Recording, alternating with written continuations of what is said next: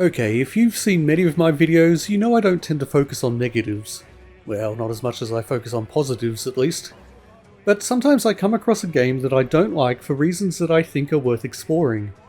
Quite possibly you won't agree with me that the reasons are worth exploring, and you almost certainly won't agree with me about Metaphor ReFantazio. But I hope you'll bear with me regardless. Looks like we're in the clear. The capital's just through this desert. Is it true then? The king is dead? Aye, and the guards are more concerned with the funeral than keeping the road safe. So now And look, I'm not here to criticise Metaphor. Apparently it's a great game, it's got fantastic reviews, it's sold well, nothing I say will change that. And, I mean, why would I want to change that? I'm genuinely glad so many people are loving it. I truly wanted to be one of those people. It just very quickly became apparent that it wasn't going to happen. So yeah, I'm not here to criticise Metaphor ReFantazio.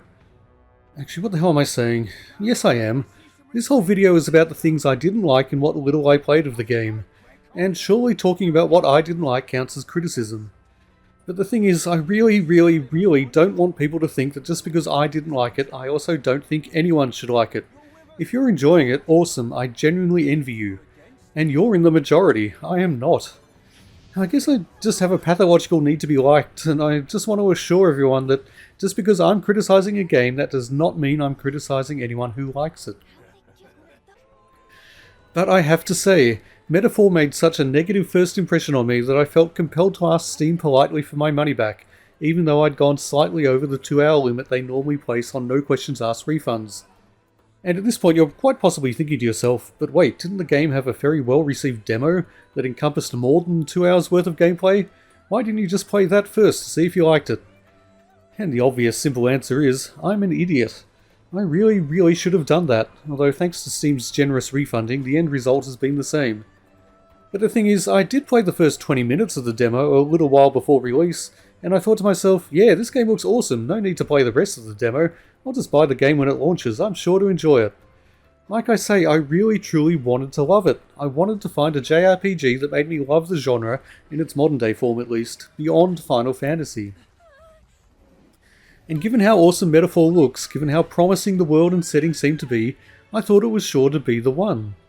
I was wrong. But explaining why the first 2 hours left me so cold, so sure that I could not love this game, is a challenge. Here's the best example I can give. A little way into the game you meet Stroll, a young noble seeking to enlist in the army. You fight together for a short while and he drops some extremely unsubtle hints about the trauma he has faced in the past. About 10 minutes later you happen to encounter the man who allowed Stroll's village to be burned down some years ago. Stroll has a moment of righteous anger which allows him to unleash the hidden power that dwells within. And that's where I stopped playing. I closed the game, I checked how long I'd been playing and then submitted a refund request, hoping that Steam would forgive me for it being slightly over 2 hours. Fortunately for me, they did. It's a narrative thread that turns so fast it could give you virtual whiplash.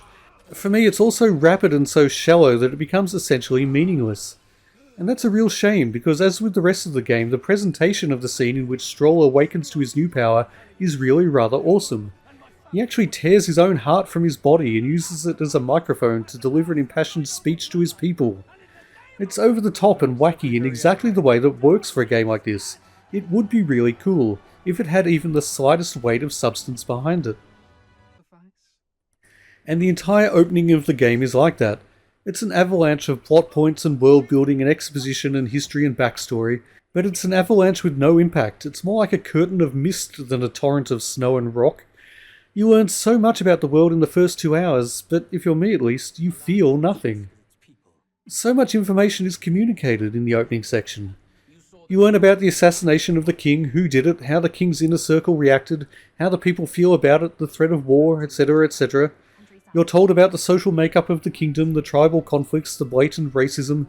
You learn about the protagonist's history, his friendship with the prince, who is presumed dead but actually languishes under a curse, and the protagonist's mission. You hear mysterious unnamed voices, you read a book that seemingly depicts a real modern Earth, you meet the author of that book in your dreams, and I could go on. Now I have no problem with any of these plot points or narrative elements. As the basis for a JRPG, they're fine. Good even. I particularly like the hints of a link between the game world and the real world. Not everyone likes meta elements like that, but I don't mind them. And the game world seems fundamentally quite interesting with a rich and complex history. And honestly, it's fine to front-load a JRPG like this with a lot of backstory and context and information. So I'm not complaining about either the quality or the quantity of the narrative elements, or the way in which they're presented, in terms of visuals and audio at least. It's just the haphazard, scattershot way they're jackhammered into the player's consciousness, without nuance or thoughtfulness. The way that racism is depicted is a particularly good example of this. I think racism is an excellent theme for a JRPG, or any game really, to explore. But okay, some people are going to roll their eyes at this, but I'm going to make a comparison to Final Fantasy XVI here. In Metaphor, the racism is communicated by, well, everyone being a racist and communicating as much at every opportunity. What have we got here? He's an elder! So he is. No horns, no knifes. Filthy gremlin like you. Please! I've done nothing wrong! Lying dog! Don't try to deny it! You trample the law for the fun of it! There's no way that crowd was going to listen to anything a Paribus said. What?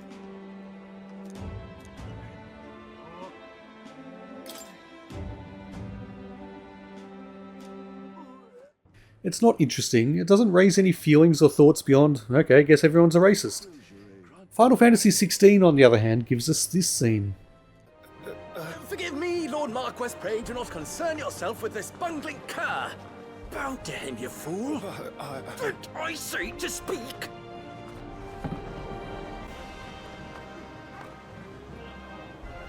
It was no trouble, really. Oh, do not indulge him. To be allowed to stand in your lordship's presence is more than his kind deserves. Why, neither the Empire nor the Republic treat their bearers half so well. He was lucky to be born in your father's dominion. Very lucky, as I remind him every day. Stand, please. Stand. I trust his good fortune will continue. Of course, if that is your lordship's wish. The difference is stark. Metaphor gives us a whole bunch of racists walking around racistly being racist to each other.